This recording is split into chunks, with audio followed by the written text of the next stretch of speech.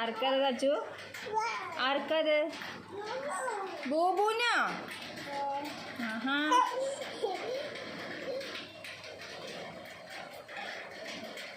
കൊടുക്കുവോ ബൂബൂന്?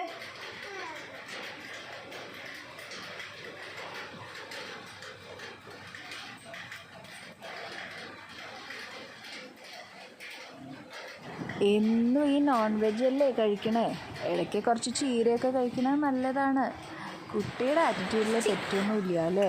മനുഷ്യനായാലും മൃഗങ്ങളായാലും കുറച്ചൊക്കെ വെജിറ്റബിൾസൊക്കെ കഴിക്കണം, ആരോഗ്യത്തിന് നല്ലതാണ്. നമ്മൾ മക്കളോട് പറഞ്ഞു കൊടുക്കുന്ന പല കാര്യങ്ങളും അവർ മനസ്സിലങ്ങനെ കരുതി കൂട്ടി വെച്ചിട്ട് അവരുടെ ജീവിതത്തിൽ അത് പ്രാക്ടിക്കലി അപ്ലൈ ചെയ്യുകയാണ് അല്ലേ? ഇവരുടെ സൗഹൃദം ഒരു രസമാണ് കേട്ടോ. കാശ് ചീര പൊട്ടിച്ചു കൊടുക്കാനും അത് വാങ്ങി കഴിക്കാൻ ലക്കി. അടിപൊളി കാഴ്ചയാണ്. രണ്ടാണ് തമ്മിലൊരു പ്രത്യേക കമ്മ്യൂണിക്കേഷനാണ്. നമുക്കിതൊന്നും കാണുമ്പോൾ അങ്ങനെയൊന്നും മനസ്സിലാവുമൊന്നുമില്ല, പക്ഷെ അവർക്കത് പ്രോപ്പറായിട്ട് കൺവേ ആണ് കേട്ടോ. ഒന്ന് കണ്ടു നോക്കി നോക്കുമോ?